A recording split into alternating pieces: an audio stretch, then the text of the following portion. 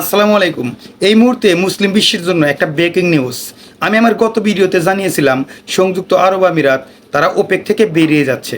আর এই মুহূর্তে আন্তর্জাতিক মিডিয়ায় আরেকটি ব্রেকিং নিউজ চলতেছে, সেটা হলো সংযুক্ত আরব আমিরাত শুধু ওপেক থেকে না, ওআইসি থেকেও বেরিয়ে যাওয়ার জন্য চেষ্টা করতেছে। ওআইসিটা কি?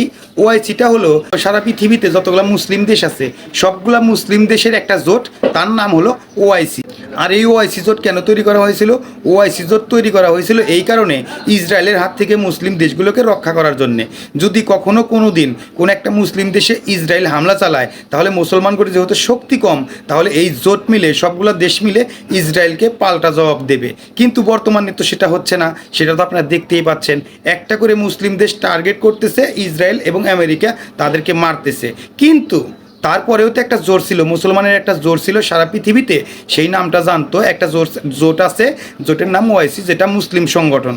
আর সেই ওআইসি সংগঠন থেকে বেরিয়ে যাওয়ার জন্য সংযুক্ত আরব আমিরাত চেষ্টা করতেছে। আর এই খবরটা সৌদি আরবের মিডিয়ায় ব্যাপকভাবে প্রচারিত হচ্ছে, এটা আন্তর্জাতিক মিডিয়াতেও এসেছে। তাহলে এখন আপনারাই বলেন, আসলে সংযুক্ত আরব আমিরাত এরা কি আসলে মুসলিমদের প্রতিনিধিত্ব করে, নাকি ইসরায়েল আমেরিকার প্রতিনিধিত্ব করে? আর এরা কি আসলে মুসলমানের সাথে চলে, নাকি সব ইহুদি খ্রিস্টান নাসারার সাথে চলে? এদের সাথে তো মুসলমানের কোনো মিলই নাই। এরা নড়াচড়া করে, চলাফেরা করে সবসময় ইহুদি খ্রিস্টান এবং সব বৌদ্ধ মধ্য যা আছে এদের সাথে। এদেরকে তো আরও 50 বছর আগেই ওআইসি থেকে বের করে দেওয়া উচিত ছিল, কিন্তু মুসলিম দেশগুলো তাদের জোটকে ভাঙনের মুখে ফেলতে চায়নি বলেই তাকে বের করে দেয় নাই। কিন্তু সে আজ নিজের মুখেই ওআইসি থেকে বেরিয়ে যাচ্ছে, কারণ ওআইসির চাইতে বড় জোট তার কাছে আছে ইসরায়েল আমেরিকা দুবাই জোট। তাহলে এখন আপনারাই বলেন, এরা আসলে কি মুসলিম, নাকি মুসলিম নামের কলঙ্ক?